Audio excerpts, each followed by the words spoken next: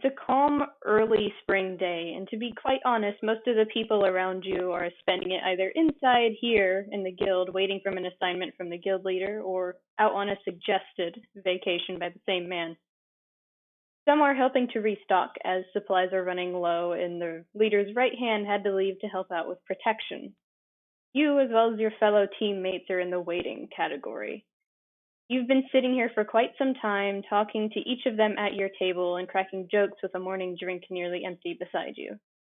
Nothing weighted, just something warm and sprightly to wake you up, though one of your teammates, a drow that called himself Derek or Frederick, with slick, almost greasy-looking white silver hair and dressed in dark colors befitting of his roguish attributes, would definitely argue that you, of all people in this group, don't need more energy. May Ironstone, an armor-clad dwarf with blonde hair barely long enough to be in a tight ponytail, and attempting to change her rougher attitude into something that would heal and not hurt, giggled at the commentary, while Cesare, an older human male with dark skin and long white hair that looks as if it may have been bleached in the later years, donning a loose robe over fine clothes, chortled as he toyed with the newly enchanted wand he received only days prior. A normal discussion for the morning before being called for some work or being left to one's own devices after realizing that no work would be coming in.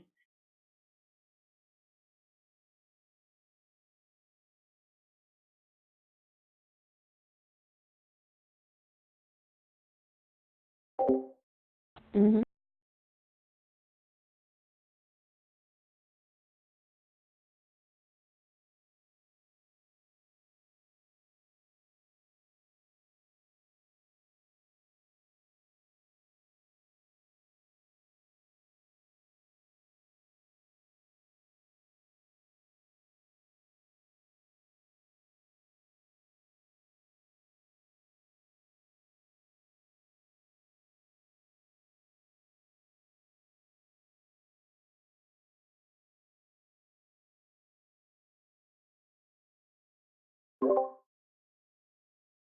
Apologies. No worries.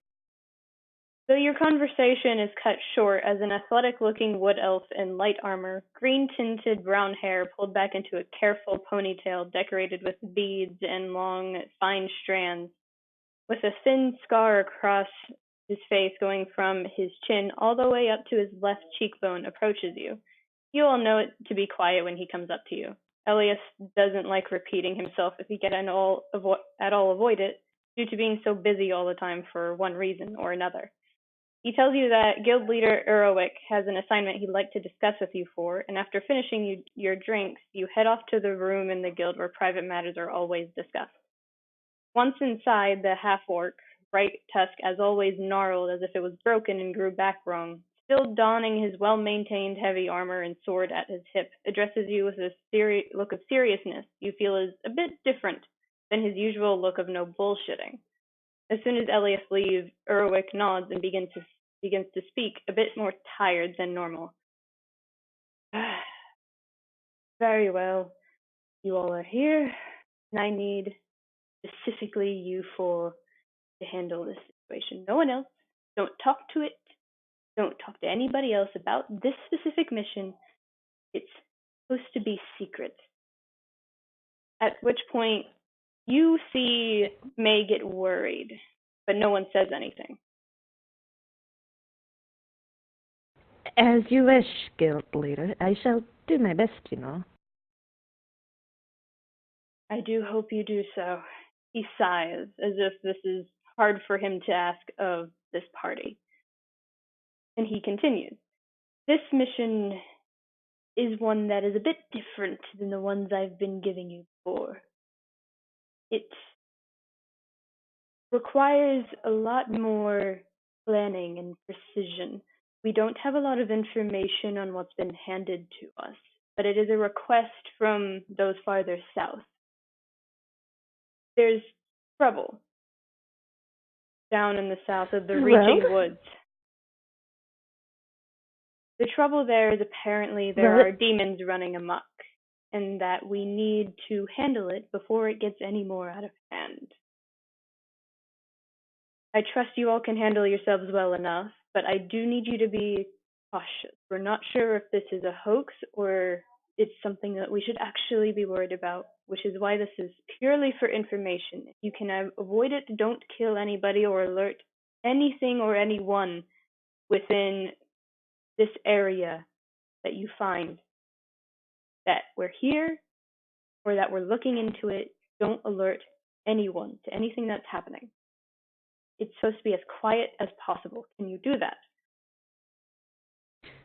You can count on us, guild leader.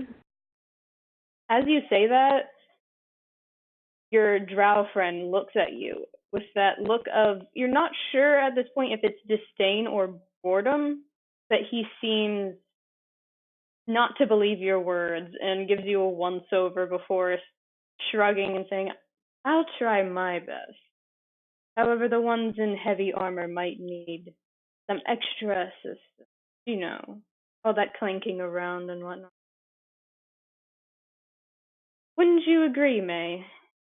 May laughs, knowing that wearing heavy armor is not great for any stealth sort of mission in this guild.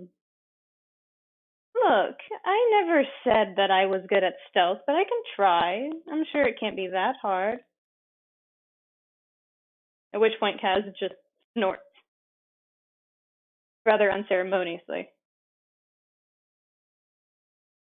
And he looks at Gillier Erwick and says, so what's the pay for this? I'm assuming it's got to be pretty high if it's not specifically to get rid of something.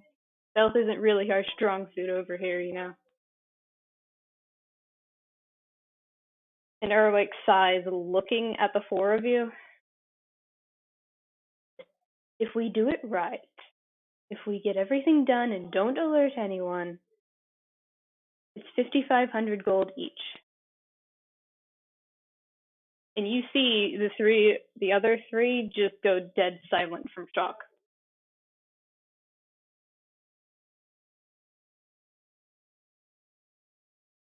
Don't worry, we will be as quiet as can be. After all, we've got magic users on our side. As makes the sound of, as if he's not sure if he can handle that much responsibility.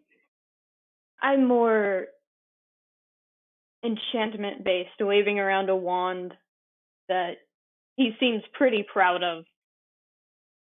But I can try. I can hide you, most definitely, but I'm not sure if I have anything of that caliber. Oh, no worries. Hiding is all we needed, really. At which point he shrugs and nods to the guild leader. All right, you four. I'll be having transport for you to go down south for a very long time. It takes a good long while to get there by wagon, and I don't want to make any sort of voyage any more tiresome than it has to be. So make sure you have everything. Make sure you have everything that you want to take that will help you. Meet outside in 5 hours. You'll be leaving as soon as possible. Dismissed.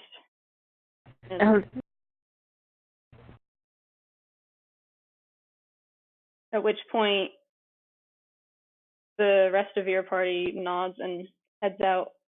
You want to say something? Don't worry. I won't let my mentor down, and I won't let you down. With that, I head out the door. He doesn't say anything as you say that, but you feel his eyes on your back, watching you leave, and the door shuts behind you as Elias closes it, walking in behind you. So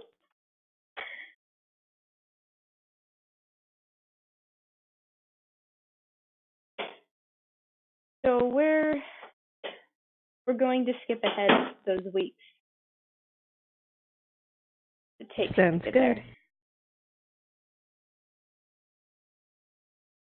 you're used to these sorts of trips. You've been a traveler most of your life, and you've been mostly on the road by yourself with a couple of hired guns here and there, sell swords, as it were. But as your time with the guild has progressed after your recruitment by the right hand of the guild leader, you've become accustomed to these sorts of trips, and according to the rest of the ones around you that you've spent your time with, you've grown incredibly used to trying to make small talk. But you've noticed it's difficult with them.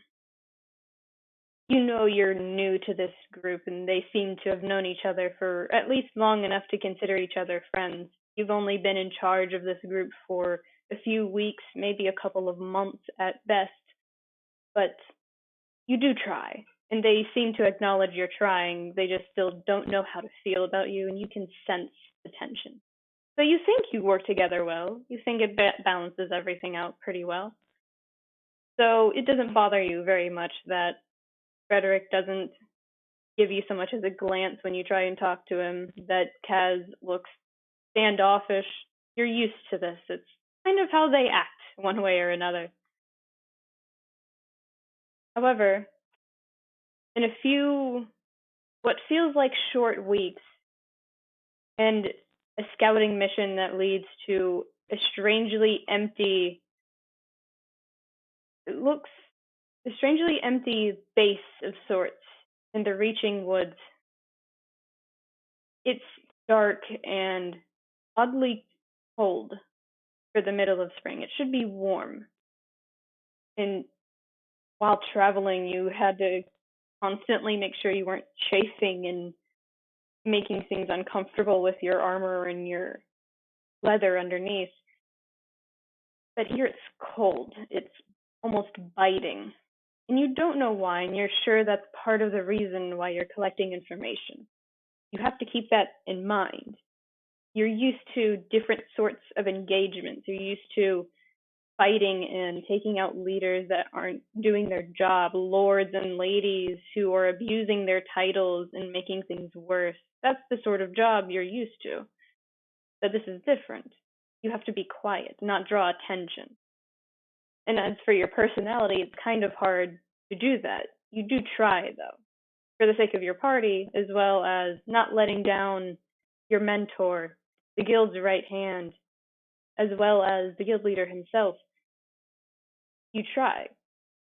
And it doesn't take you very long to get inside of the base with the rest of your party. It's dark. It looks abandoned.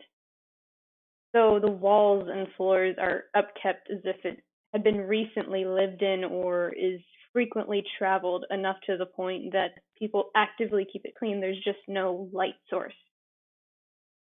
And it's corridor after corridor of nobody around. And it unnerves you. It unnerves all of your party. However, it is seemingly an easy trip. You do find a couple of rooms that lead to information of a noble that's apparently spearheading this endeavor. But some of the items that you find don't quite add up to nobility. Some of them look abyssal in nature. So you assume that there was truth in the statement of there's demons running amok in these woods. But then there's talks of other elemental planes messing around with the divine gates, different things that don't quite add up. You're not sure what's a diversion and what's the truth, and it's hard to gauge. Even the one that's used to sifting out the diversions from the truth seems to be having a difficult time pinpointing the accuracy of the notes that you're finding. And it does seem to frustrate him to the point of wanting very badly to just grab the leader and ask, or find him and just figure out what's happening. But at the behest of the rest of you, including yourself, Frederick calms down and goes back to searching for traps, searching for any life force, anyone that might be hiding. And you get a good portion of the way in before he motions for everyone to stop.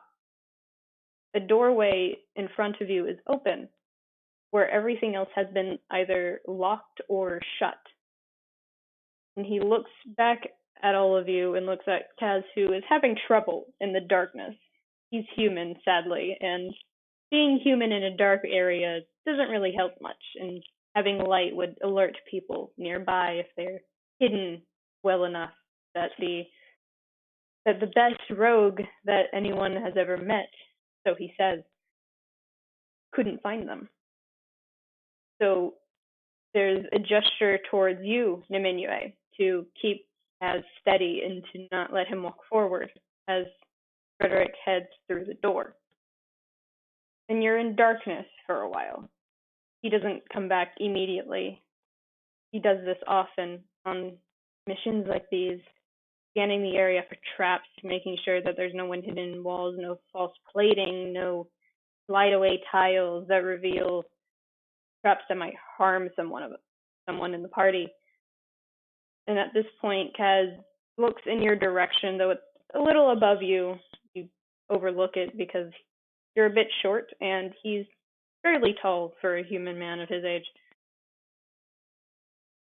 So, does this feel weird to you at all, Niminue?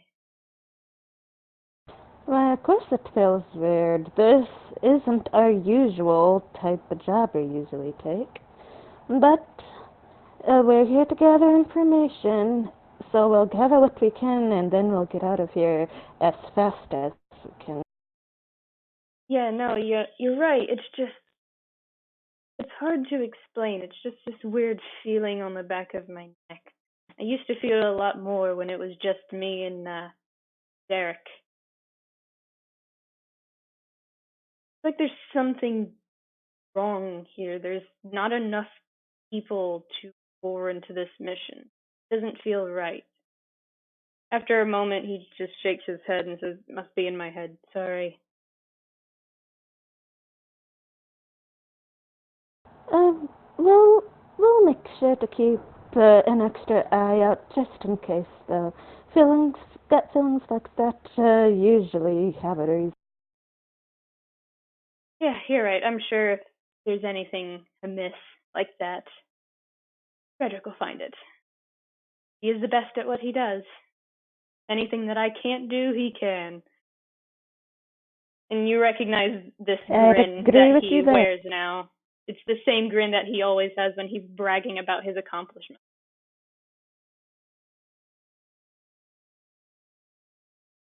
As you say, Cass, but let's be sure not to get anyone killed on this mission, eh? Like I'm going to get someone killed. Of all of us, I think I'm the second stealthiest here. At which point you see May shrug, like, he's got a point.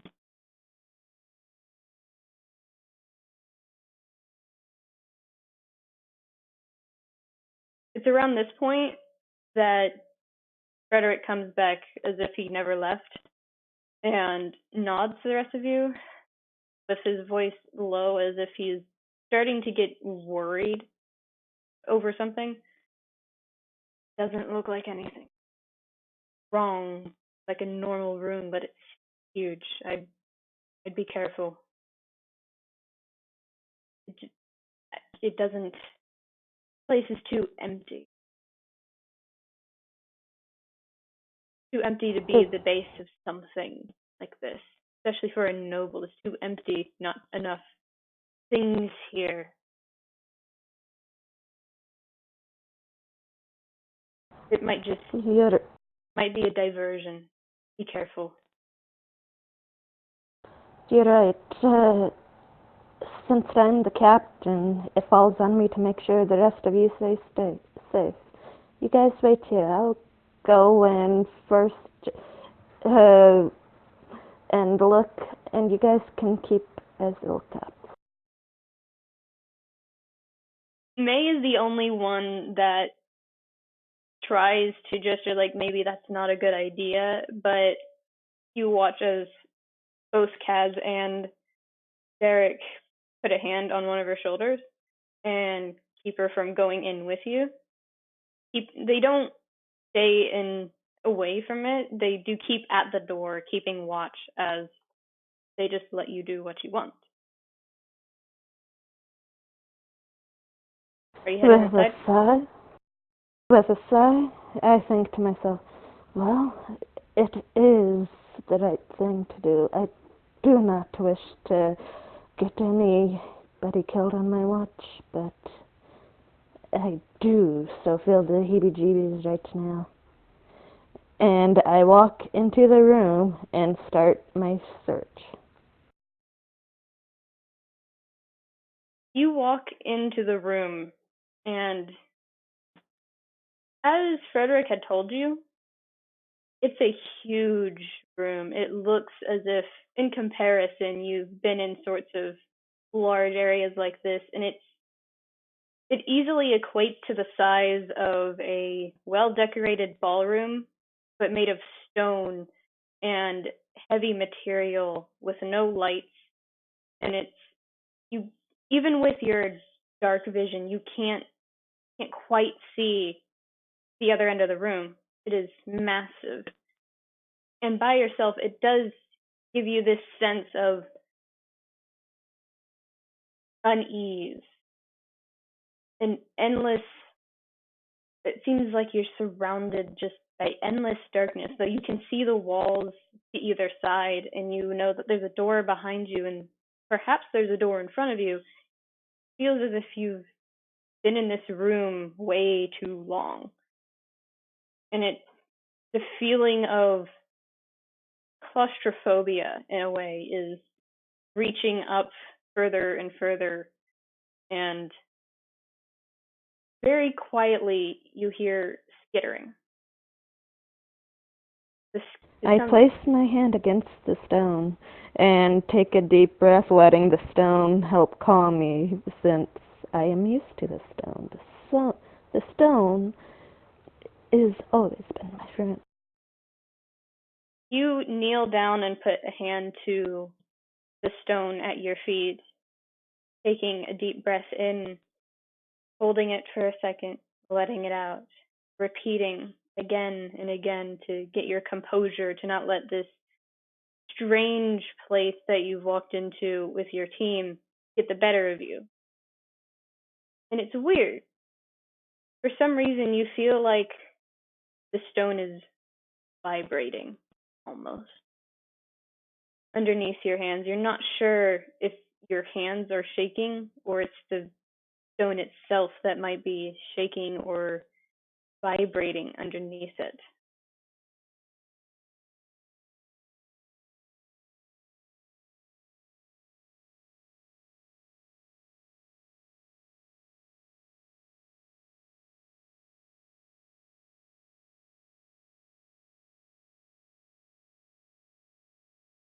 What do you do? Wait, can you hear me now? I can now, yes. I put my ear down to the floor next to my hand to see if I hear any humming or anything that would help me think of what maybe this vibration might be. Okay. So you move your body and not your hand, and you lean down, putting your ear almost to the ground, because as you get closer, you realize you don't need to be quite that close.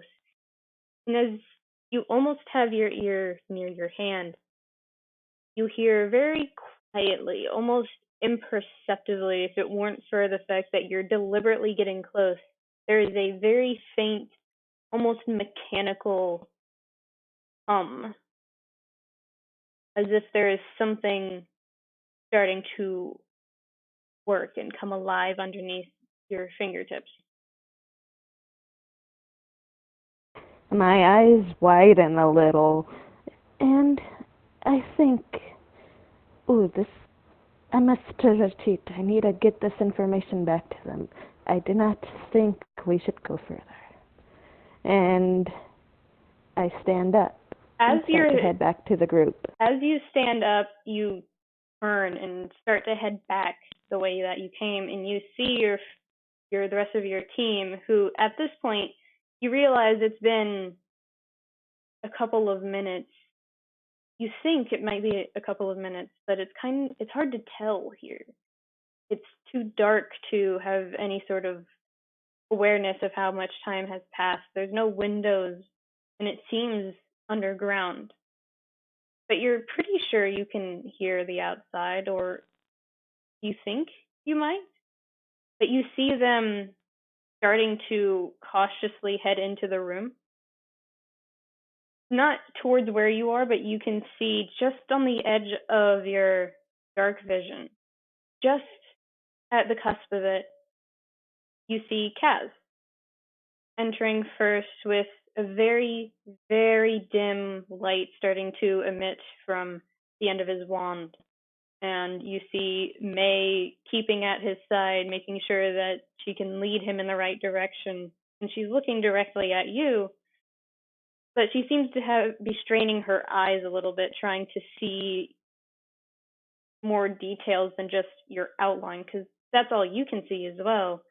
But you're a little better at seeing things in the dark. You've been in the dark long enough that your eyes have adjusted. You can see just barely that she's squinting, that Az is fumbling with his wand as if he's trying to find the right placement in his hand. But you don't see Frederick, though you're used to not seeing him. He's very good at disappearing into the shadows. But your friends are starting to make their way into the room now.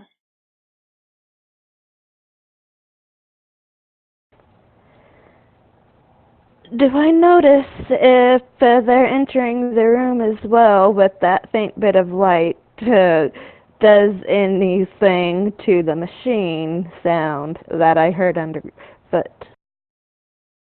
Roll perception. Very few rolls in this, but roll perception.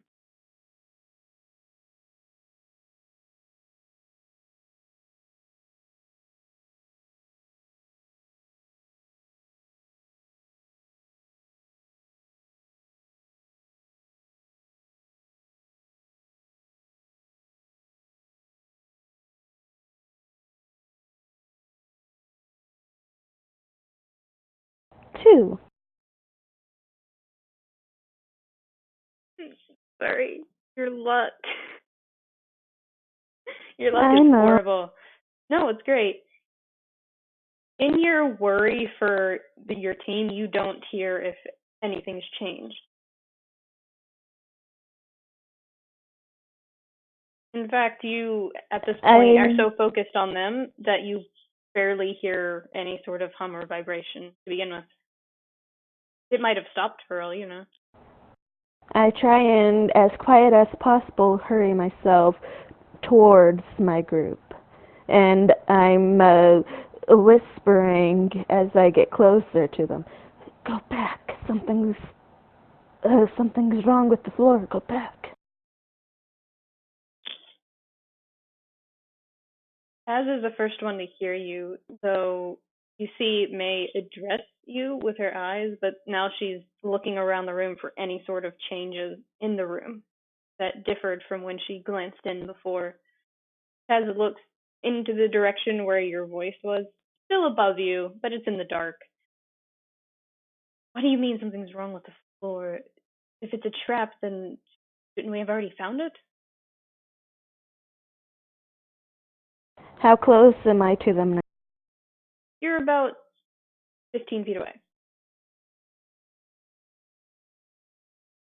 I keep going forward until I meet them before I finish talking to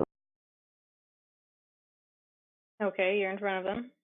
And May's The still floor, looking around. it hums. The floor, it hums. Mechanical clankings. We should leave. This is not... Mechanical? Why would there be anything mechanical under the floor? It doesn't make any sense. And if it were something that obvious, then why didn't Frederick find it? The floor vibrates with mechanical clanking. It is not like the stone I grew up. Kaz sighs, and you watch him raise one hand near his face, and he almost pokes himself in the eye, but then like pinches the bridge of his nose because he's trying to express annoyance with the situation, but he can't really see where his hand is. May, however, now looks down at the ground and kneels to put her hand against it, and she shakes her head at you. I don't feel anything. I feel any vibration. I don't hear a hum.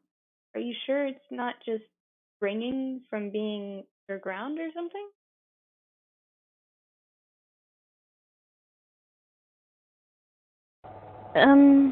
Should I roll to see how sure I am about this now that these people are showing?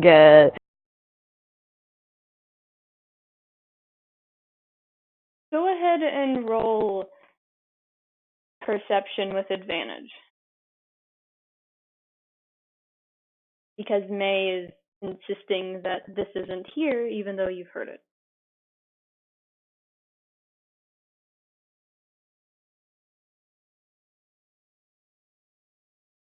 Okay, a 15.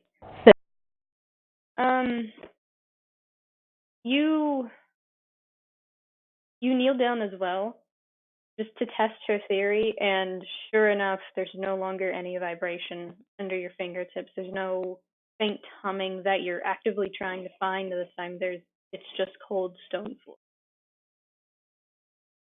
Whatever you were hearing either was in that specific area or has stopped for one reason.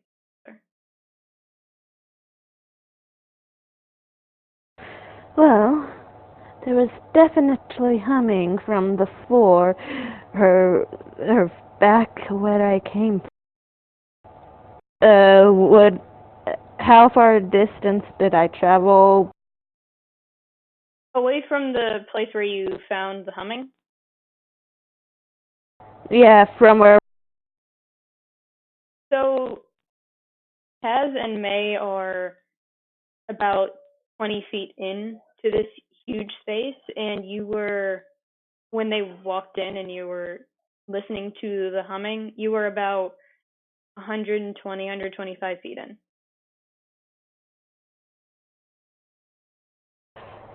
About 120 or 125 feet in from the door. The floor was humming. So, we should be careful in that area then. Let's search this side, but stay away from the humming. Very briefly, you hear like this low sound of a familiar voice talking to you. It's wherever he is, Frederick is nearby, and he says, "Got it." And you hear just the faintest shuffle of fabric. Apparently, he's gone off to a different portion of the room. Meanwhile, May, once again, she seems to not be used to those with roguish attributes like he does, and she actually jumps when he speaks and puts a hand to her chest, like, "God damn it," sort of way. Meanwhile, Kaz just quietly muffles a chuckle at the response because she accidentally tugged on his robes at the same time.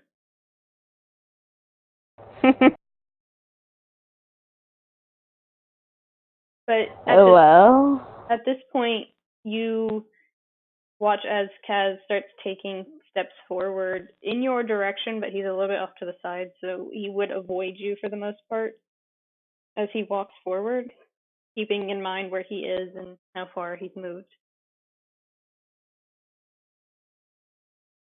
I move off to the side to try and find To try and find what? the wall. It takes you a little while, but in about 5 to 10 seconds, you find the edge of the room, and you keep your hand on the wall, and As you put your hand on the wall, it's oddly warm. And once again, you feel this faint, it's not a vibration, it's like something shifting and moving underneath the stone. And the stone itself is warm. Not unpleasantly so, just enough to be like, that's not how normal stone acts.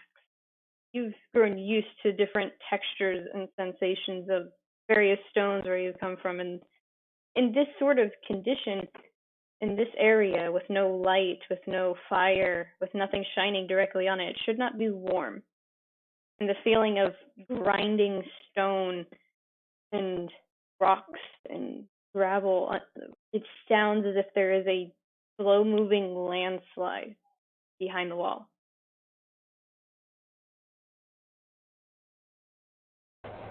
I feeling like I don't want to bother the rest of my group because I already feel like they're in disbelief enough as it is and wouldn't believe me anyways. I keep my hand against the wall as I move forward into the room to try and discover exactly where the sound and warmth is strongest. I need you to roll investigation.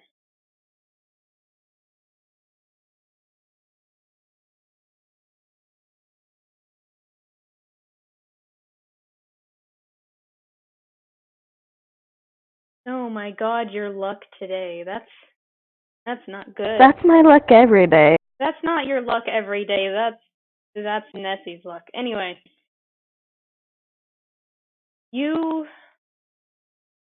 try and find the right area, but you're so frazzled by the idea that where you heard something, you swear you felt that vibration in the stonework, but it's not there. And as you glance over towards where you barely see May and Kaz, around the same place that you were, putting their hands on the ground, and May leans down to try and hear anything, only for you to watch them both shake their head at each other in that gesture of, I don't know what she was talking about. You just can't focus on the wall. You're too frazzled by the idea of maybe you heard it, maybe you didn't, maybe it was in your head. You're not sure. You don't see where any of the warmth is. It's just warm all over.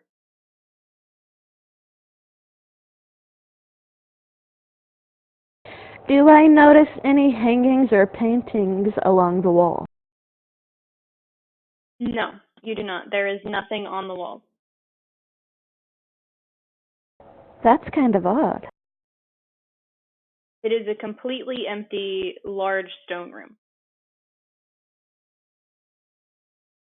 Then I'll move towards the far end of the room till I come across the end of the room, but I keep my hand on the wall at all times.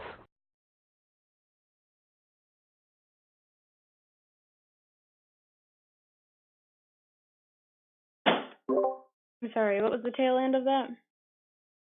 Hold on 1 second. Let me disconnect and reconnect to see if that's better.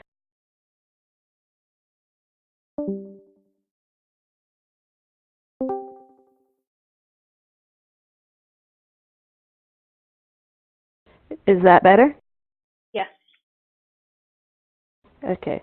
I said I keeping my hand against the wall at all times. I will make my way until I get to The other side of the room? Okay.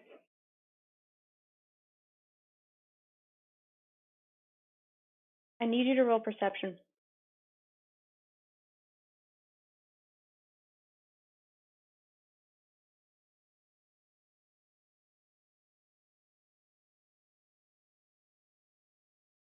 Okay. 13. Not too bad.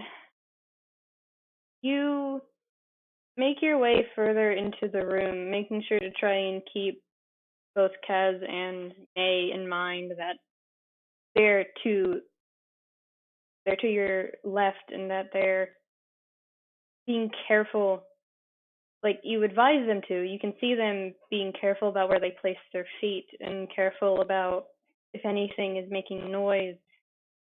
But you do detect the disbelief there.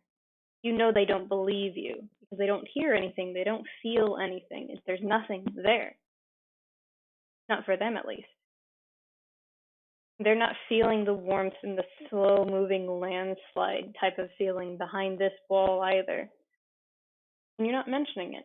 You don't want to sound insane again. But you do, at the opposite end, just as you're starting to look back in front of you, keep them getting out of your field of vision for your dark vision. You see about 90 feet ahead of you what looks like a doorway. It seems closed. I motion towards the door and hold up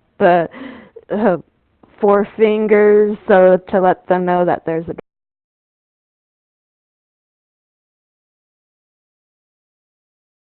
Kaz does not respond to you, but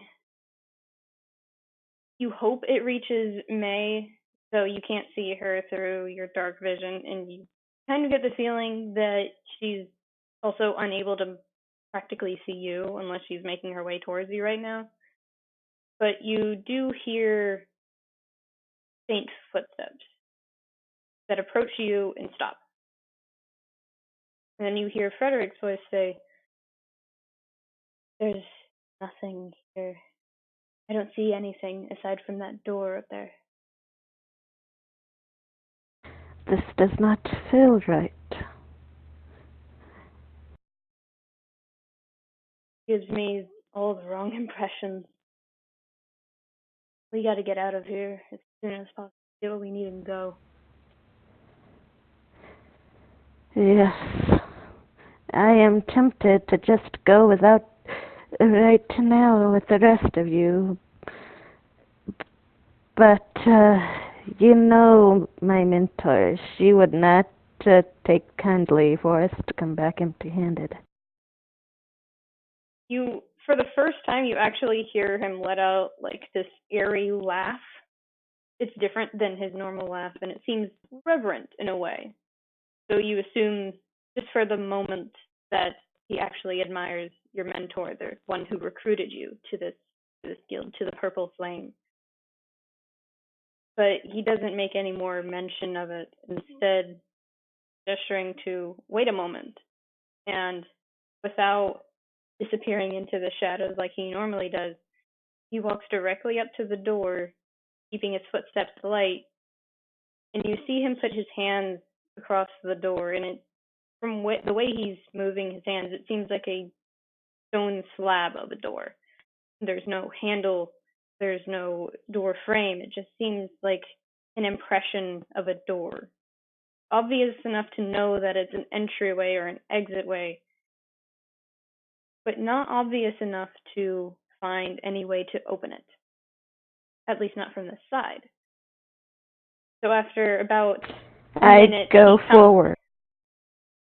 After about a minute, as you walk up and do this, he seems to notice immediately that you're there, like looking down at you with a bit of uncertainty, as you do tend to make a little bit of noise, and if there is any stealth measure involved, he's the best bet. But he doesn't tell you to go away or anything. You're not sure if it's because you've seemed to have noticed more than the other two in the party, or because you're the captain. But he continues to examine it. I put my bare palm against the door, this door impression, to see if I can, to see what I possibly, if it feels the same as the rest of the wall that I've been touching. Roll perception.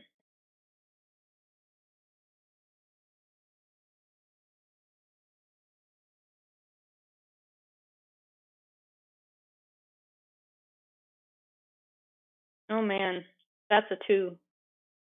Yes, that is. It feels like a normal.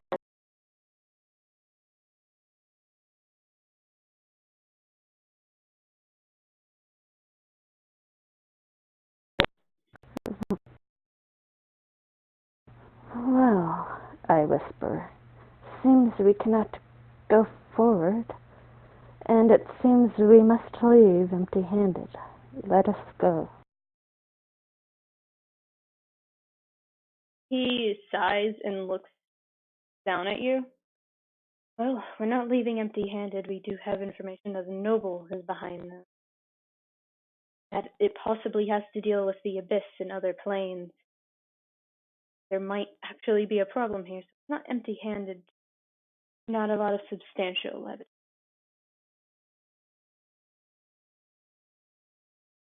You suddenly see him Yes, like look around wildly as if he's both getting annoyed and trying to pinpoint the source of something. I can't be the only one that's hearing skittering of insects. yes, I heard the skittering too, but I thought it was possibly just roaches or something, possibly crawling along the ceiling. No.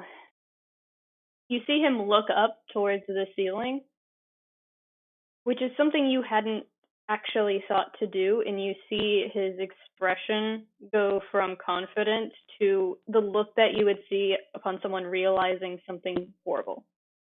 And he takes a step back, grabs you by the back of your chest plate, and says, "We need to go."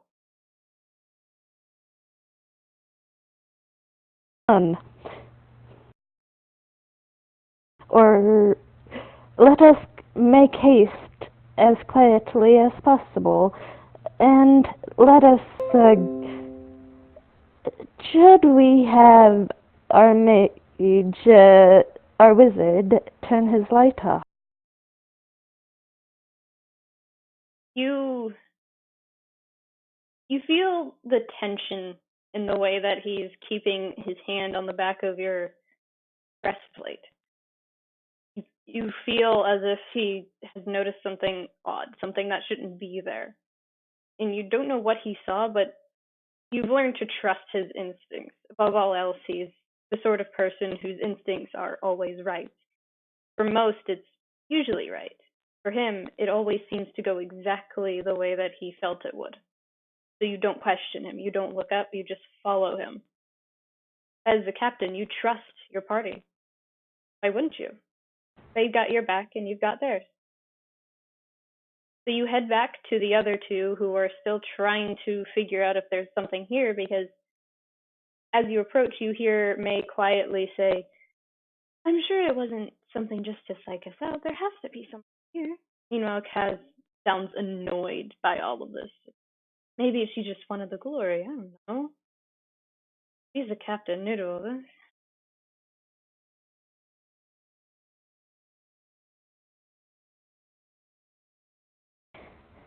Guys, we've got to leave now. Just don't look up. Just keep going back the way we came. But as quickly as... Kaz and May both look up now, both of them rising to their feet. What do you mean? Is there something that we should be worried about? And you can hear the concern in May's voice, but there's also the tone of challenge. You've heard it only a couple of times before, but it's her recognizing that there might be a fight ahead and that she's preparing for it.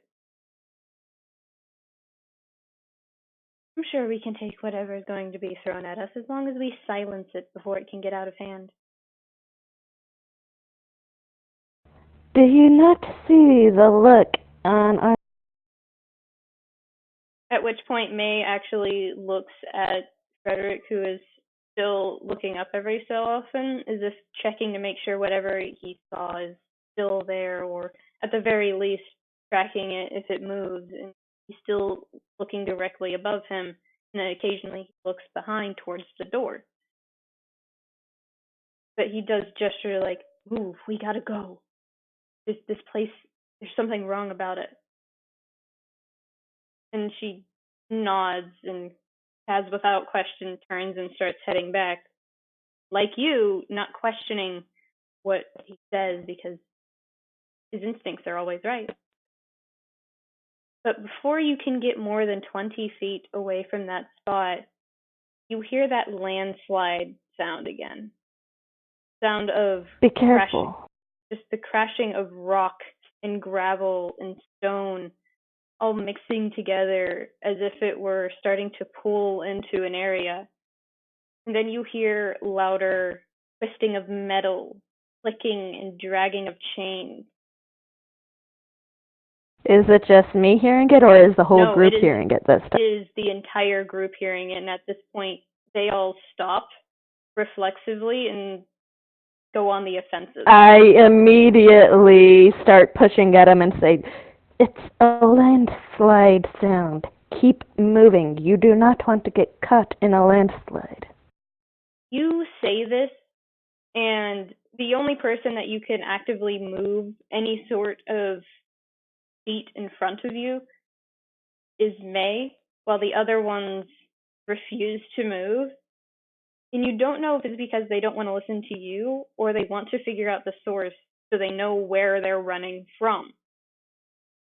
But you don't make it very far before you hear the sound of something in stone cracking and opening up like a slot.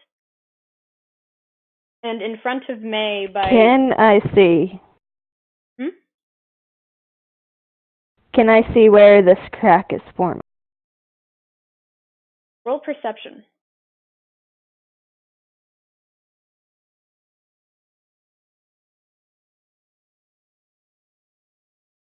Nat 20. There's your nat 20. You, at this point, are so hyper-focused on your surroundings, trying to make sure your entire team is safe and gets out of this place as unscathed as possible, because this is a stealth mission. You're not supposed to be injured in any way. You're here for information. You immediately look up, the only place you haven't looked, and you see this clean, open path through the ceiling that stops at a certain point that's almost to the walls. You see it just extend into the darkness on one side, and you're a little bit closer to the right-hand side of the room, but you see it almost reach the wall, and you see for a moment the glint of something glassy, or perhaps it's metallic.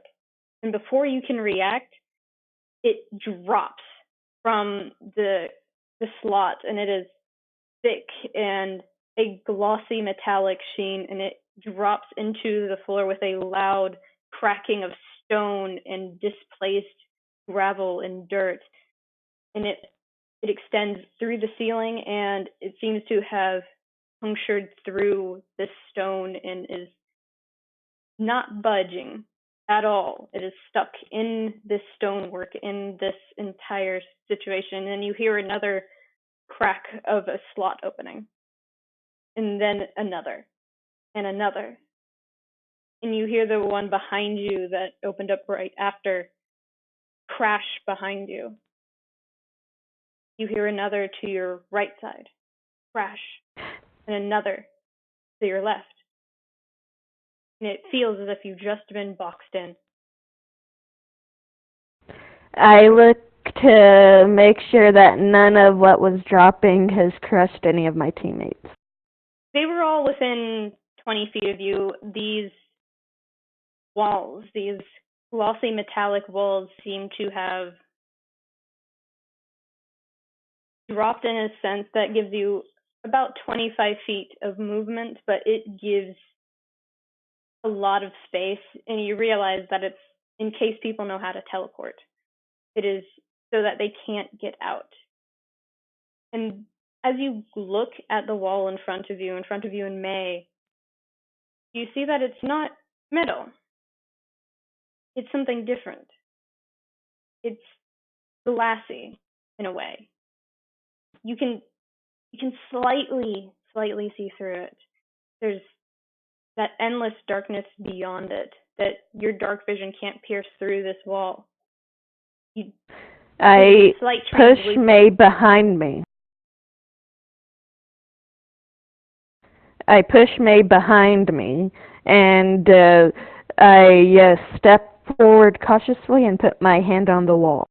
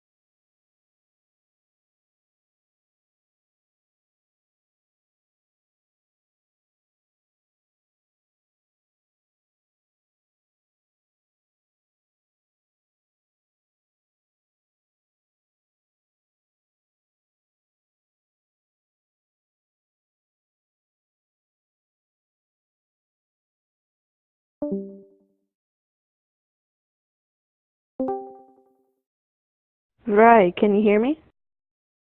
Yeah, now I can. Apologies. Right? Yeah, I can hear you. Can you hear me?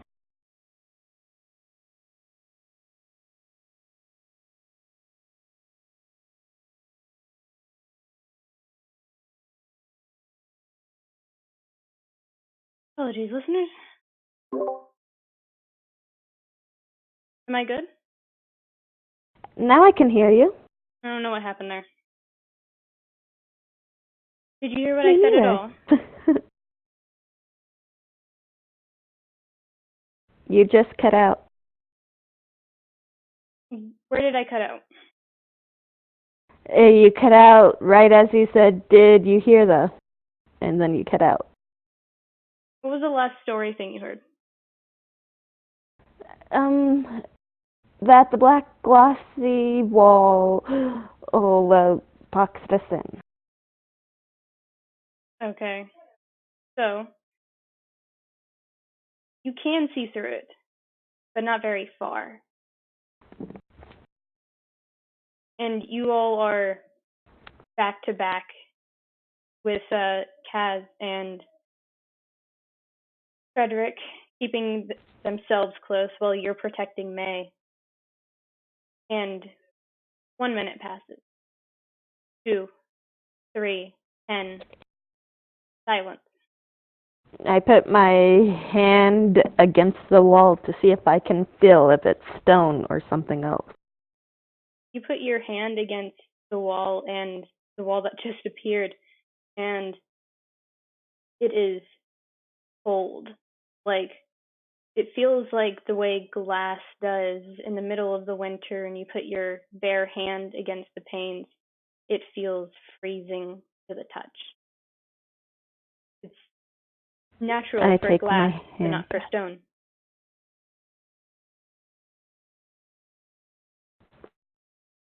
This seems to be more like glass than stone. There's no visual acknowledgement aside from you see Frederick get a bit more tense and has just his grip on his wand ready to throw some sort of spell should there be something or someone that's abnormal in this situation. Because I look as you all have learned, upwards to see if throwing spells in an enclosed space doesn't bode well for the rest of the party. You look up and you see stonework. There's nothing there. And you try and strain your hearing for that skittering that you initially heard, the skittering of insects, what you thought was roaches. What you thought was roaches. but I see nothing. But there's nothing. There's no roaches crawling around. There's no smaller insects. You don't hear any sort of skittering. Can Silent. I feel any air coming in or out? Make a perception check.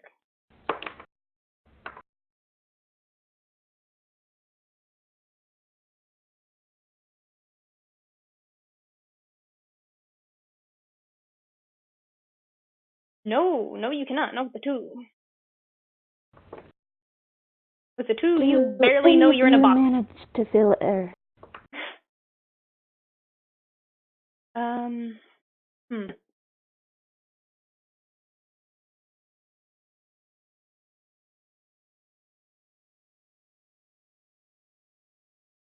Taz shakes his head, but you see Frederick looking towards the wall that appeared behind you guys, towards the door that was closed. And he gestures towards it without saying a word.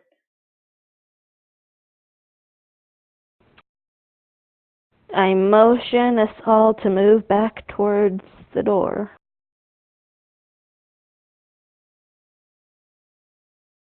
You see Frederick take Taz by the arm in their back-to-back position, and they carefully maneuver to be closer towards the closed doorway. But then all of you hear the sound of footsteps. Living footsteps, other than your own. And it's getting closer to you. And it's on the side of the glass wall towards the closed doorway.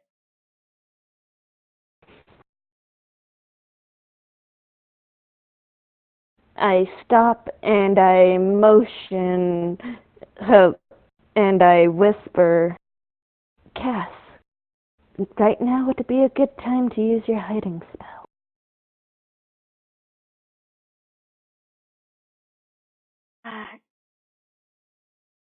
I don't know if I can.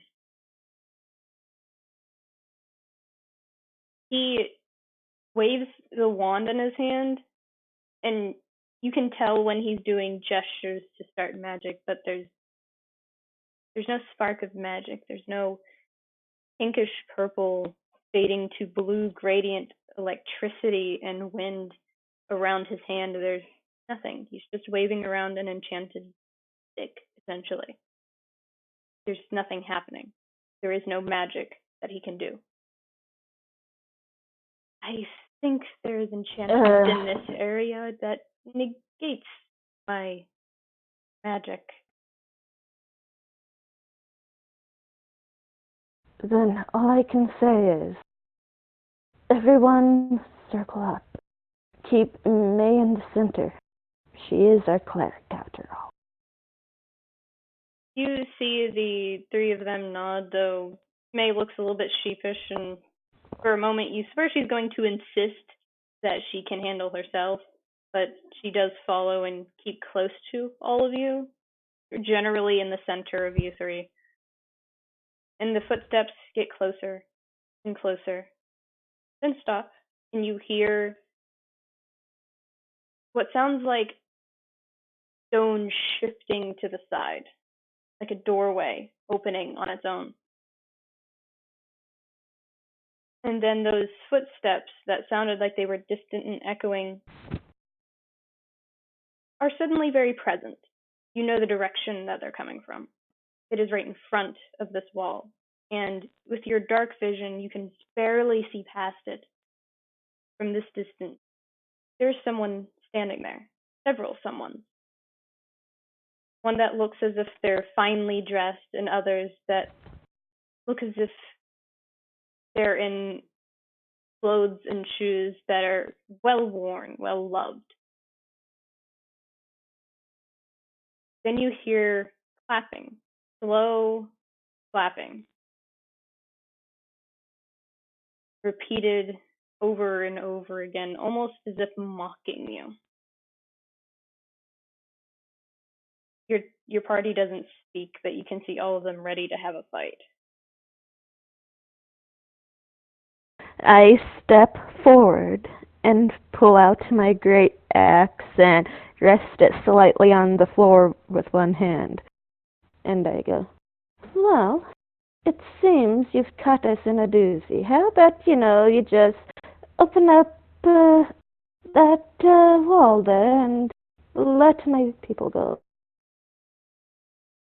It is not like we came here looking for a fight. You hear this low, almost guttural laughter. It's more amused than cooperative. It sounds the way that someone would sound if they have everything exactly where they want it. And it goes, no, why would I do that? You're the ones who decided to barge in here unattended, no invitation, and expect me to just let you go.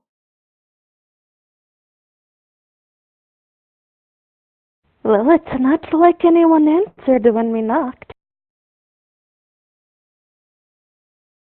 You hear this exhalation that's half of a chuckle and half of a sigh,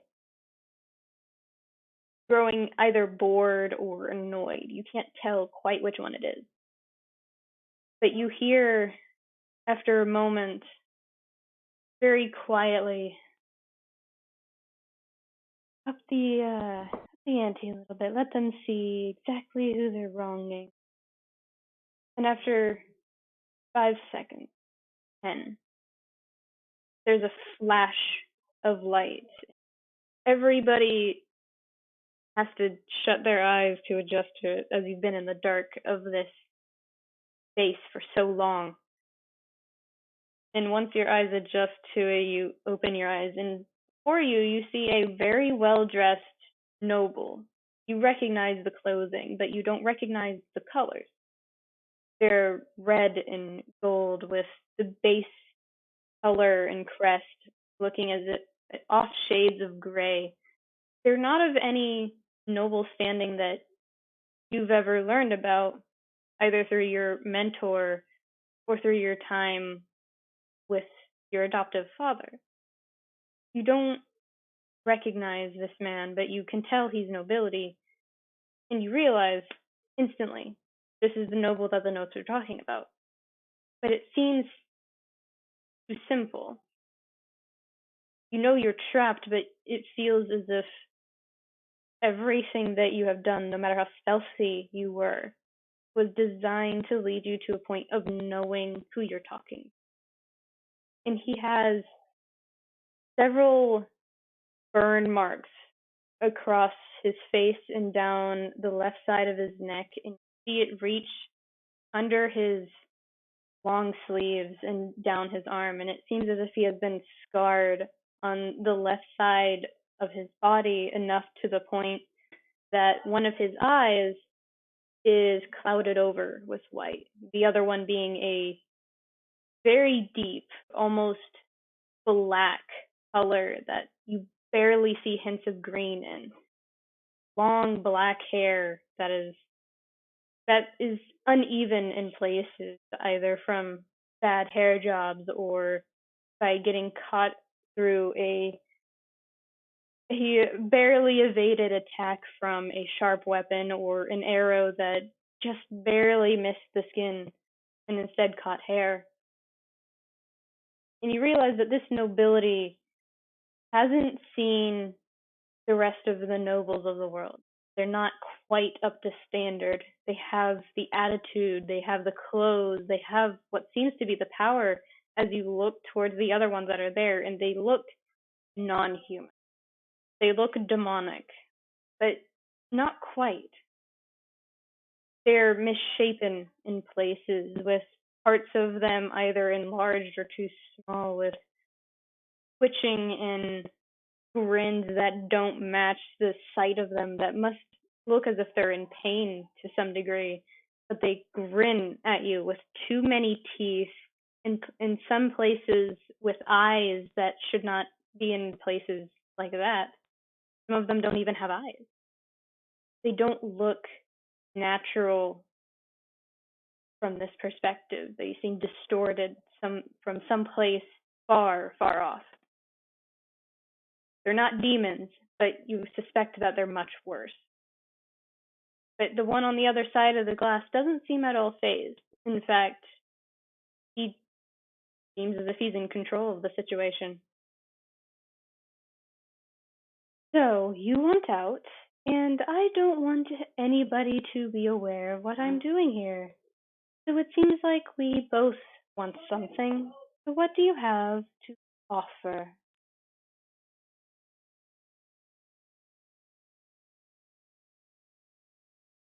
Well, I can offer that I might allow you to, pretend like this never happened. I'll go to, since, frankly, I do not know who you are. I do not recognize what color or even what standing in the nobility you may be. But still, I will have to report there is at least some abysmal.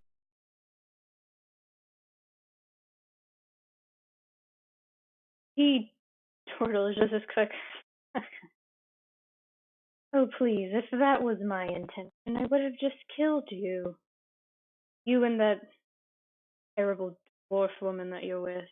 And hear the disdain in his voice, specifically towards your cleric, the one who, now noticing that there's hostility specifically towards her and how she was raised, how she was born, steps forward with her hand now resting on the handle of her maul, ready to strike at the glass and strike at him. But she doesn't do it quite yet. She's letting you talk as the captain. Well, if anything, this is my team. I am in charge of their safety. From one who's been through nobility and all, who knows nobility and all, to yourself. I am sure you would not treat guests so shabbily as to harm them, would you? As you're speaking of nobility and being aware of some prestigious figures, he looks at you with this uneasy contempt, disdain, and you swear as if he's considering something else that you can't quite make out. But before he can say anything, Frederick steps in front of you and says, give us just one moment. Niminue may come here, and steps away from that panel of glass and hugs you over to talk with you. I allow it. He kneels down and ushers has to do the same.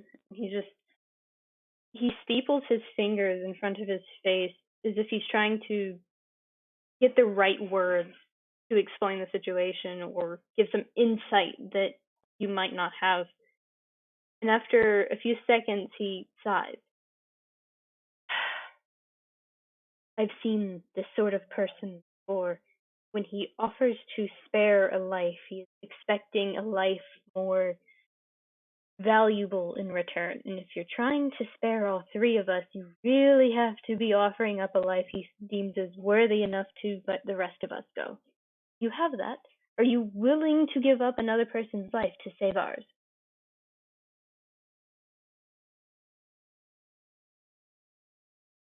I sigh. Is there anything else? Do you know if he might be a gambling type? It'd be risky, Niminue. I wouldn't gamble with this. I've never seen aberrations like that before. Well, do you have a way of getting us out of here without getting us killed then? He looks around, looks up towards the ceiling that doesn't sport anything. He looks irritated again, and you hear the faint skittering again. Says, "This has to be the work of her followers. Has to be. There has to be a cleric of Volse around." And you see May's complexion shift in pale for a moment. Why would she be here? That doesn't sound right. She always loves stirring trouble. That means there's another one of my kind around. I don't know. But there's spiders crawling around. Spiders don't normally live in places like not right for them. And he looks back at you, Niminue. Look, this sort of person is dangerous. Don't go and say things like you know nobility or that you're friends with people that he doesn't possibly like. Just be as vague as possible while getting what you want. Everything here is a shot in the dark unless you have exactly what he wants. We don't know what he wants. So start with that and we'll try and figure something out over here. Okay? All right. Let us, I believe you to keep the rest safe while I go and bargain then. You see him slowly nod and say, "Whatever it takes, I'll keep them safe." Thank you. Dust myself off and straighten up anything that to try and seem like I'm giving myself some courage and straightening my shoulders and slowly march back towards our captor. Well, first off, it seems to me you wouldn't have kept us alive unless there was something you wanted. Obviously, we do not know what it is you want, so please. So it seems like one of you is smart enough to ask the real questions. And he's saying it in that manner of he knows you didn't suggest it. He knows that someone else must have given you the idea. At the very least, you know that this is the sort of person that you don't underestimate. Because if you do, it might turn out poorly in your favor. At which point, he clears his throat. So, what I want, thank you for asking, by the way. I'm running some experiments, testing a new theory at the behest of my employer.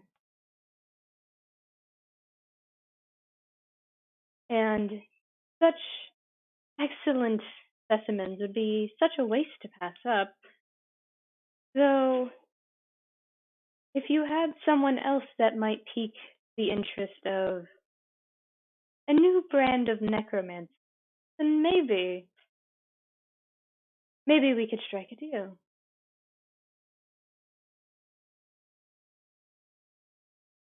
If it is necromancy you're looking into, does it have to? I would prefer if it's humanoid, at the very least.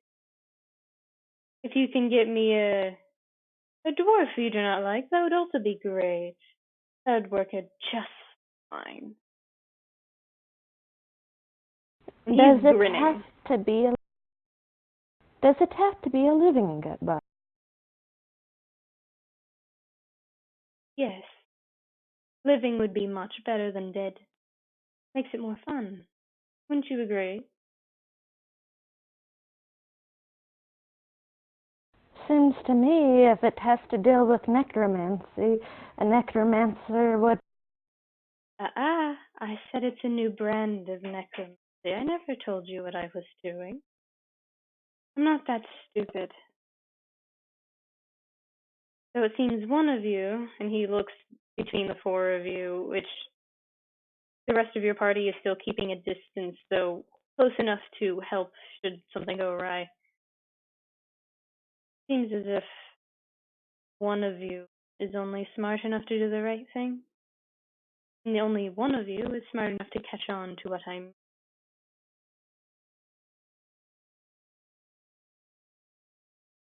Well, I'm sorry, but if it is one of my group you wish, you will not have it. I will not give up the life of one of. Oh, I never said I had to have one of your party members. I'm not that cruel.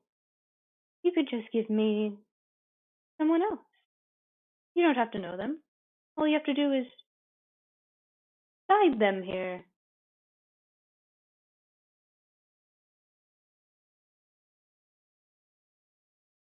And how would I? How would I know? How would you know that we plan on keeping this? Oh, if you don't, I'll know. And I'll just have you eaten alive.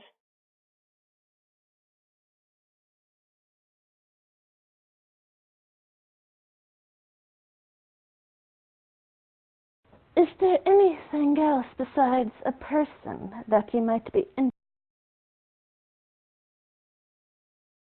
Oh no, just any sort of details on the infrastructure of the Dwarven kingdoms, any of Dwarven encampments, you know, the normal thing.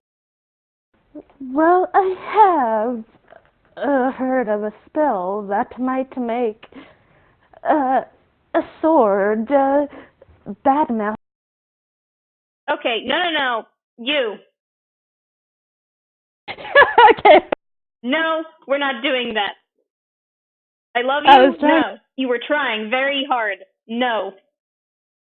I was trying to. No. That doesn't exist. That doesn't exist. I You're wasn't not saying doing this it to was. me. I was trying to bluff it as a. I'm not even gonna let you try and use it as a bluff. No. Okay. You come up with a real offer, so help me God. Try that again. Okay. Well, I can't say that I know of anything related to spells or such. After all, I am just. Oh, there's always something that someone can offer in a situation where it's life or death. Unless they're What brazen is enough to try and brace through everything, which that might be fun. What if? What if you send one creature for me to battle with? And if I win, you let us all go. He looks suddenly extremely bored by that proposition. I don't care about a contest of strength. I've seen too many. Strength is nothing compared to how you use strength of the way you talk, the strength of the way you think and how you enact what you're feeling. That's strength. Wielding an axe and cutting something in half, that's not strength. That's brutality. Though I wouldn't be surprised since you've been hanging around enough of those folk where you would get the same idea.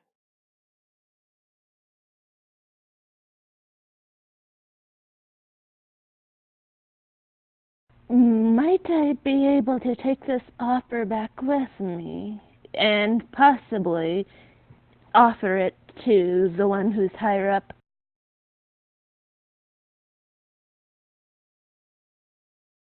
You say this, and you hear the hiss of Frederick saying, "Don't mention a report of something else. What's wrong with you?"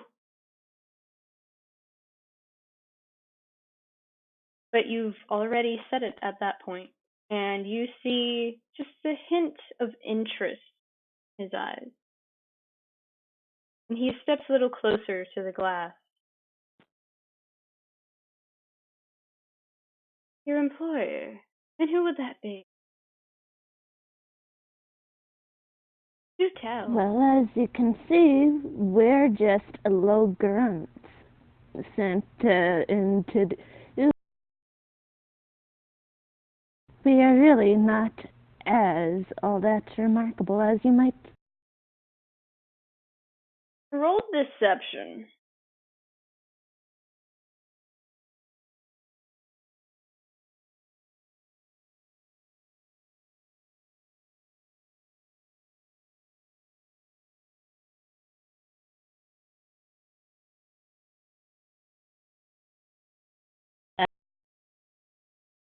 That's a natural one.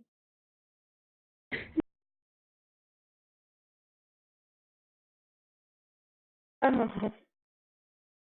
I have to recover from that one. I was actually hoping for you to get a high roll. Nope. Anyway. He laughs in your face. "Do you think I'm that stupid? The items that you're wearing, the way that you hold yourself, especially the one who thought he was sneaking around in places that he shouldn't have been in. Not that stupid. If I had to guess, you're one of the ones that's reliant upon information gathering so that the actual low grunts can go in and just slaughter everything. Or at the very least, you're the chosen, the ones that are better than the rest. So you're valuable to them, delightful.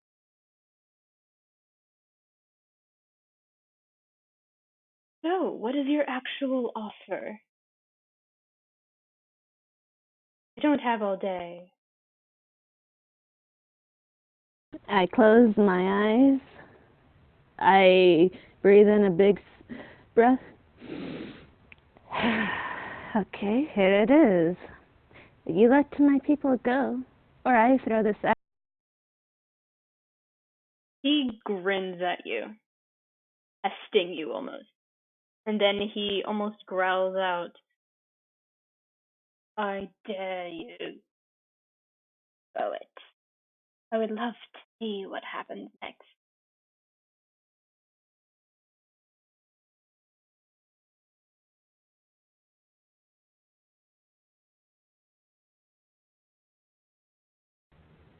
I look back at the group, a look of apology in my eyes, and I grab up my axe with both hands. When you look back at the group, you notice that Frederick wasn't there.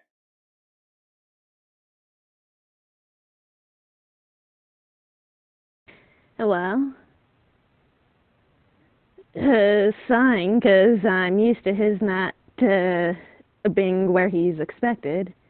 I still start to rush to get a good swing going before I release my axe in a long, hard throw, aiming at the person. Roll an attack roll.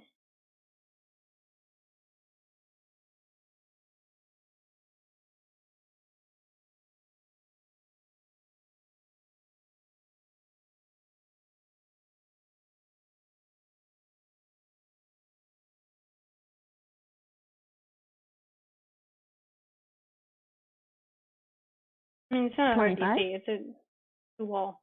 So roll damage. Honestly, with that modifier, I'm pretty sure anything would have hit as long as it wasn't a natural 2 or 1. Not a hard DC. Right in front of you.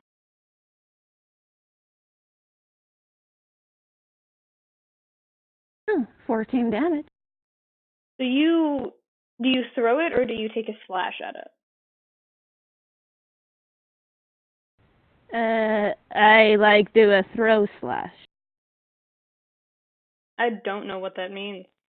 Those are 2 different actions.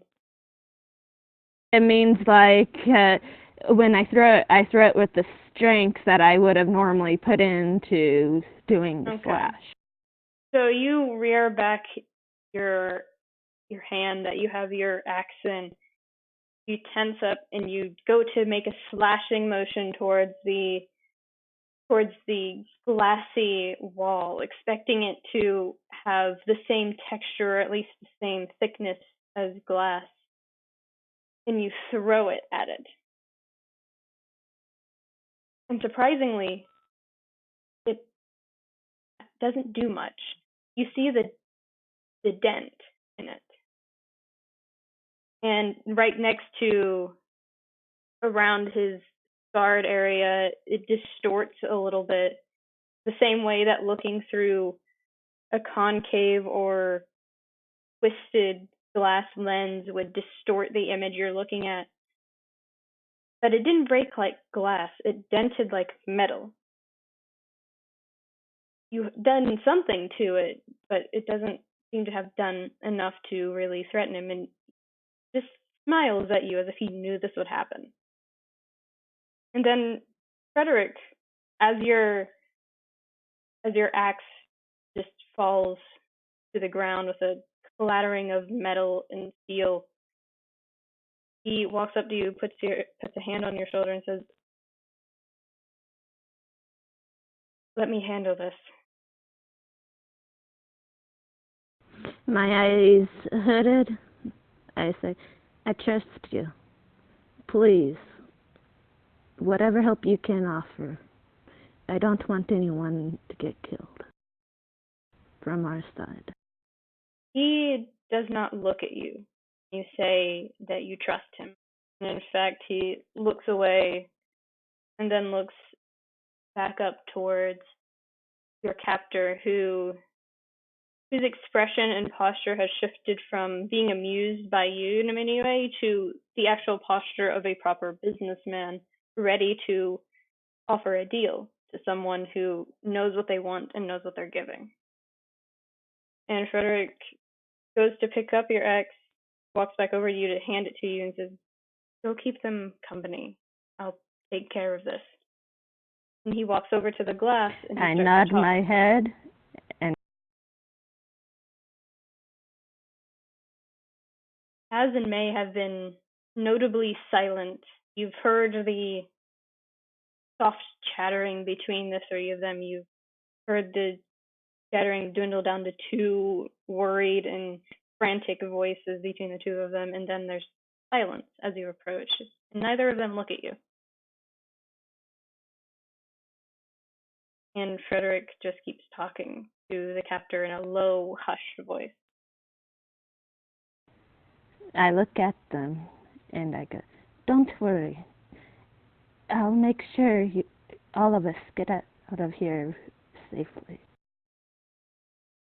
You watch them exchange a glance between each other, and then May looks at you with this smile that you've only seen certain people give other people. It's the smile that prefaces bad news or something terrible has happened. But she doesn't say anything. It's just a smile that sets a cold, sinking feeling in the pit of your stomach. They don't speak. They don't respond to you. Kaz doesn't even look in your direction. Cass May, don't worry. I won't let you guys get... Kaz still doesn't speak. It is the first time you've heard him so quiet, so unwilling to brag or insist that he doesn't belong here, that he's too much of an important person to be in this situation. He's silent. But May quietly laughs. You think it's a laugh, but it doesn't quite sound as cheery for her. She just shakes her head and says, "No, he'll do anything to keep us safe." And she looks away from you. Well, of course I would. You guys are my family.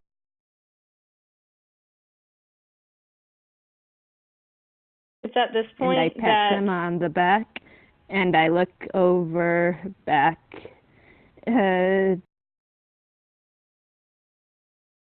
it's at this point that as you turn to face Frederick again, you watch him slowly nod, and your captor also nods, though he seems more enthusiastic than Frederick does. And there's a gesture from the one behind the glass, and you hear a click in that landslide sensation but it's under your feet this time. It's shifting and turning, and you hear chains, faint chains that click and strain heavily under the weight of something. And you hear the glass shift. And then after another few seconds, it jostles out of the ground, all of them at the same time. All of the walls just shift out of place as if pulling a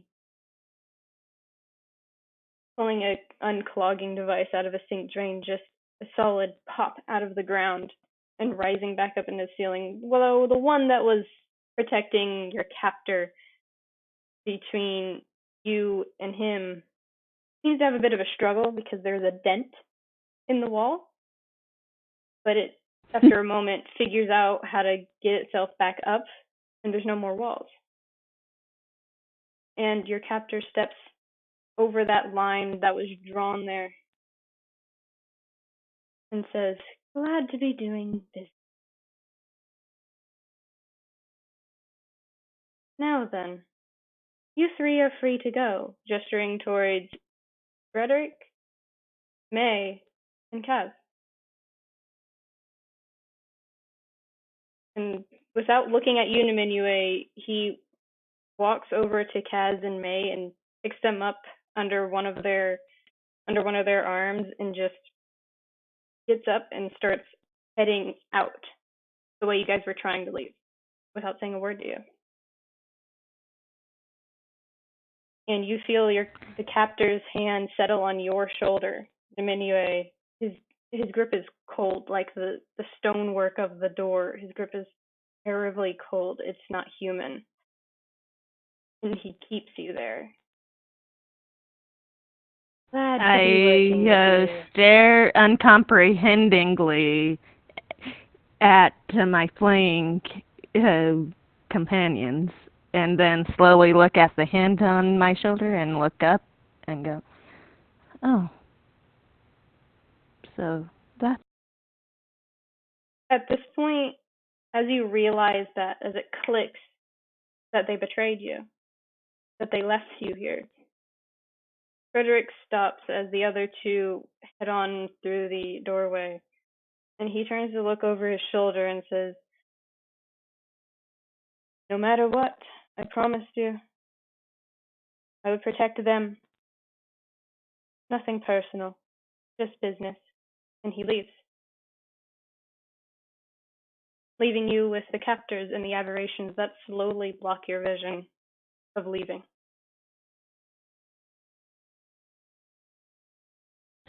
Well, with the axe in my hand, wait, you did say Fred handed the axe back. Yes.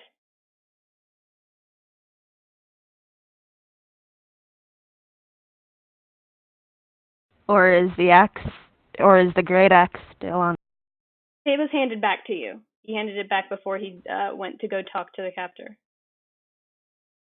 Well, my hand grips on the axe, and I go, if I'm stuck here, at least I'll go out with pride. And so saying, I start to try and attack the aberrations. The aberration? Yeah. You're currently surrounded by 10 aberrations now that you see them all. I go into a berserk mode and start trying to attack them until I'm knocked unconscious. It does not take long. These are much stronger, sturdier monsters than you have ever seen. These aberrations, Frederick called them, they're sturdy, they're tough. You don't seem to do much damage to them, but you get down one, just one, before you're knocked unconscious. After that, it's all a blur for you. You don't remember much between days, you just remember pain. You remember him, the captor. You know his voice by heart now. It's stuck in the back of your head, burned like a brand that will never leave. His constant laugh and the sadistic voice constantly shifting up his routines, how he tries to get information out of you, but you're tougher than people initially gave you credit for. The days blur together, weeks, months. You're not sure how long you've been here, but it's been way too long. It could have been minutes. It could have been years. You're not sure. And honestly, all you can think about is if you'll survive this. You'll get out of here. You'll be able to see them again. If you'll be able to get home. It's that hope that keeps you going, that keeps you from saying anything to him, especially since he found out in one of your blind moments of just asking for help that wouldn't come. He briefly mentioned the name of your adoptive father, and he recognized it. He knew who you were, and immediately everything got so much worse. And he tried to get a hold of them without setting off any alarms. But then he tried more ways of getting stuff out of you, and it just never worked. Hurt. Endless hurt. And all he got for it was bloody spit in his face and glares. That he did. Didn't quite enjoy having all of his efforts just spat back at him. No matter how many times you were knocked unconscious, you were always brought back just from the cusp of death. Every time. Healed just enough to recover your bearings, but you're still strung up. You don't have your armor. You don't have your weapons. You're just in normal clothes. Barely healed. Barely awake at this point. You're having a breathing moment. You assume that he's either doing another business deal, meeting with his employer that you've heard murmurs in the shadows about. But you don't know who they are. You don't quite remember if it was a girl or a boy, or if it was another aberration that had better sentience than the rest of them, that had some awareness of their person. You're not sure. But you think you've heard that employer. Or maybe it was just in your head of trying to hear a different voice.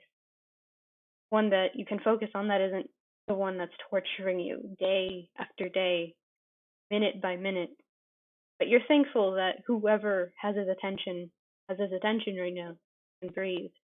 You can rest your eyes. You don't have to constantly spit out onto either his shoes or at his face. You can relax, at least just for a little while. And it's in that cold, dark sensation, drifting between consciousness and unconsciousness, that you hear the shuffle of stone, displaced rock, gravel, faint footsteps that are approaching you quickly. So you're back. You know you're never gonna get anything out of me. You don't hear a response, not of his voice. Instead, it's a quiet, familiar voice. Welcome. It's gentle, though rugged in the sense that it's time worn. It's a lady's voice. Sorry, Niminue. Halt.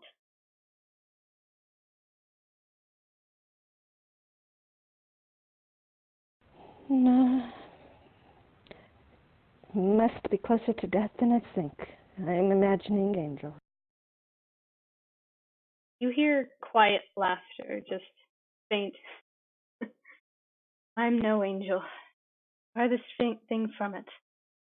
Though right now I seem to be your only bet at getting out of it. And everything goes quiet, just for 10 seconds. And then on your left wrist, you feel the shackles give, lightest of clicks that you can barely hear through the ringing in your ears. Then the right side, your right hand, both of the shackles are undone, loose. You can slip your hands out of them and it won't push against them. Or from how many times you've tried to force your way through it, there are bands around the front of your wrist, but you push through it this time. Your hands are free. I rub my wrists together, still looking suspicious and in disbelief around me. My swollen eyes, they just only give me a blurry look as I go, well, I guess I'll see how far I can get. But if this is all an illusion, you're in for a world of pain. Again. At that point, the shackles around your ankles are both flick open at the same time and gently freak open. And you hear that voice again. Familiar to you, but you're dazed with pain and you can't quite recognize it and you don't quite know where it's coming from, just that it's nearby. We have no time at all. I barely managed a distraction. Need to go. You trust me? Well, not really, no. But it's better than staying here waiting to get beat again. And I follow. It's at this point that a familiar hand takes yours, clawed at the ends of each fingers, and metal of what feels like bangles or bracers against your wrist as you're pulled along somewhat roughly, urgently, trying to move you. And it's at this point that you catch a glimpse, just briefly, through the weary, tired eyes of constantly being brought back from death, barely being awake, that you see furled back horns that twist in a slight spiral as a hood is displaced, with the shadows around the both of you seeming to curl and twist of their own volition. You hear skittering, that same annoying, mind-numbing, insanity-causing skittering of spiders. You know that they're spiders, that your captor, your torturer, grabbed some and put them all over you once and didn't let you have any chance to get rid of it. And it horrified you, mostly because you were wounded at the time. You were afraid, terrified to your core that maybe they would injure you in their own way, use their venom to bring you into death again, only to be brought back and then venomized again. So the skittering sends you into a panic, and you both stop. And you see the face now. It's a familiar face. You know who it is. Bluish gray skin with long black hair and a braided ponytail. Familiar hair. You remember it being once told to you that it was jokingly through a prank cut and they didn't make it out of that one alive. Dressed in blacks and grays with very few colors. You know who this is. It's your Elia, your mentor. And she has the look of absolute sincerity and apology in her eyes. We need to go. Please try and be as calm as you. I got all of your stuff. Okay? We just need to get back to the horses and we'll be out of here. I have the teleport spell in wagon, the scroll. Can you keep it together for a little while longer? I didn't betray you guys. She stares at you, even more saddened now. I know you wouldn't.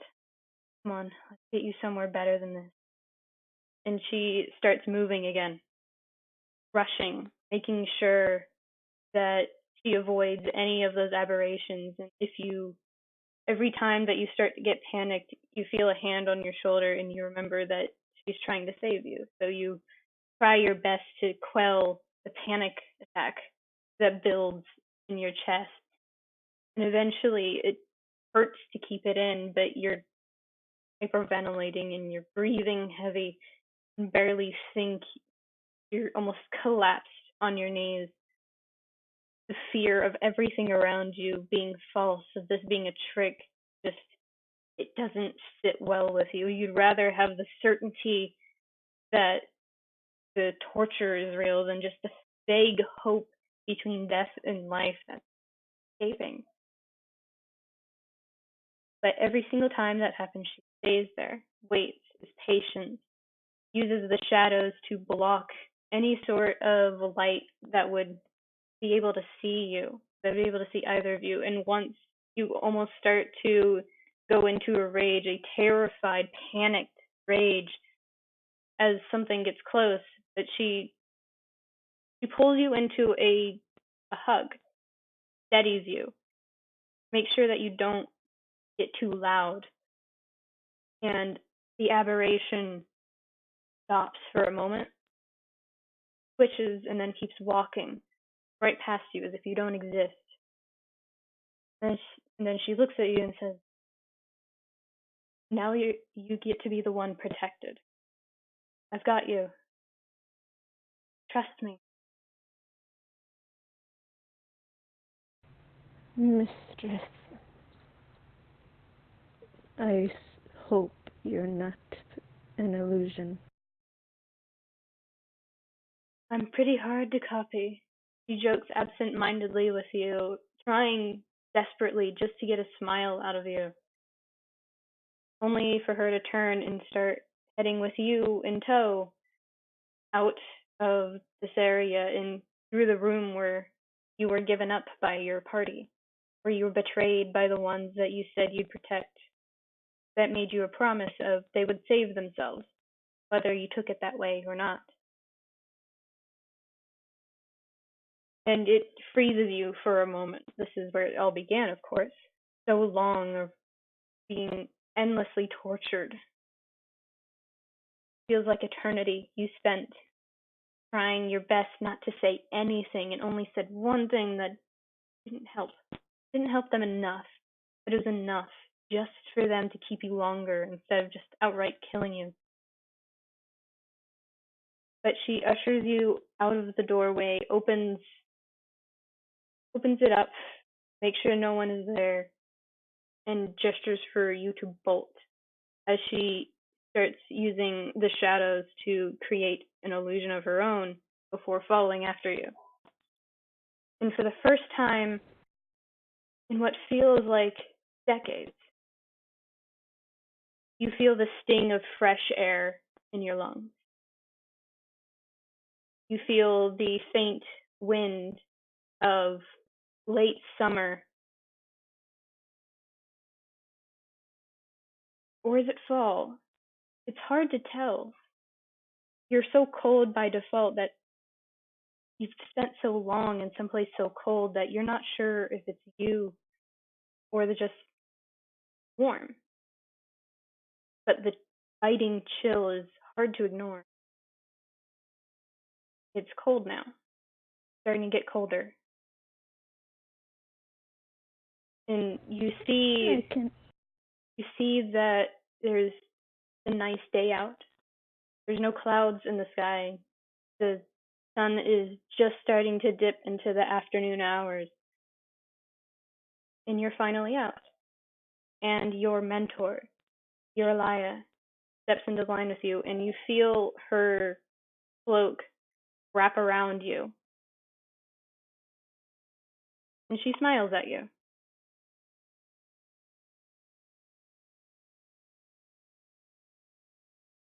Please, I don't want to go back to that man. I'd rather die than go through that torture again. She places a hand on the top of your head and says, I know. That's why I'm making sure that no one can find you. No one like that can ever get close to you again. And I'm so sorry that I let this happen. Come on. I did manage to glean information from him, though. We'll talk about that later. Right now, you need rest. You need proper healing. Help. We're going to go get help. And it's at that point that she leads you over to a well-hidden wagon that, if it weren't for her deliberately leading you towards it, you wouldn't have seen it. You wouldn't have known it was there, shrouded in the shade and the leaves and branches and vines.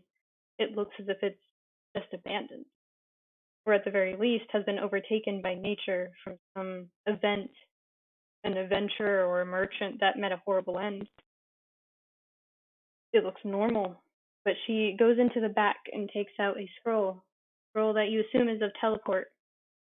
As she takes your hand, smiles and says, I've got you now. And she reads the incantations off of the scroll. And you feel that surge of familiar magic through you. But it frightens you just for a second. Because you're not sure if that'll wake you up from this daydream, this illusion. But as soon as you close your eyes and you keep them closed, hoping just for a moment that maybe this is real. You want it to be real. And you open your eyes again, and you're in the guild. You're surrounded by people that have looks of surprise, then some of guilt, and others that are new faces that look terrified that this could be a possibility. But your mentor, your Elia, he's patient with you. Make sure no one gets close to you. Make sure that you have proper food, water, you get new clothes, you get healed, you get a proper bed to sleep in. And she smiles at you as you're getting settled in. And she has that look on her face as if she's extremely tired, but happy to see you.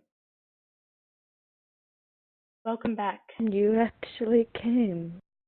Of course I would.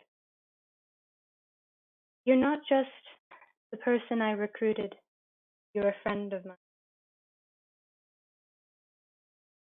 I never leave a friend behind. I'm sorry I failed you. You did not fail me. If anything, made me the proudest mentor that I could ever possibly be.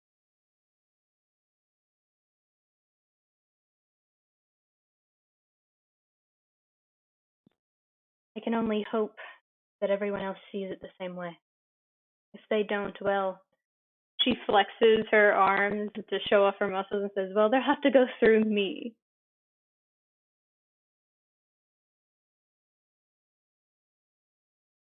Same old, same old. At least something hasn't changed. At that point, she relaxes and once again pats you on the head, ruffling your hair. It's in sleep. You definitely need it. But the information I gleaned for who that necromancer works for. That I can hope wait. it's not too late. If it's waited this long, it can wait a little bit longer. Some rest. We'll be here. And you seem like you could use a vacation anyway. So get some rest. We'll be here in the morning. And she stands up from where you're laying down currently, bandaged up by the medics in the guild. Says, if you wake up and need some reassurance, don't worry. I'll know when you need me. And she walks out of your room.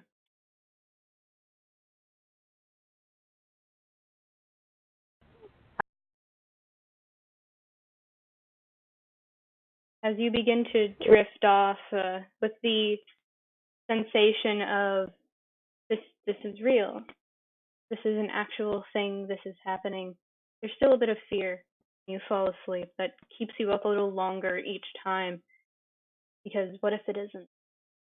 What if this is just some hallucinogen, some way of getting more information out of her by showing up as someone that she trusts? New drug, it has to be. The fear remains there. For the first time in a long time, Do I hear spider skittering?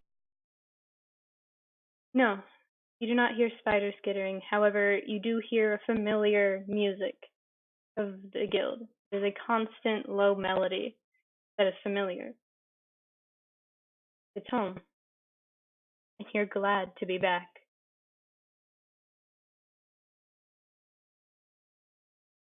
And we'll end it there.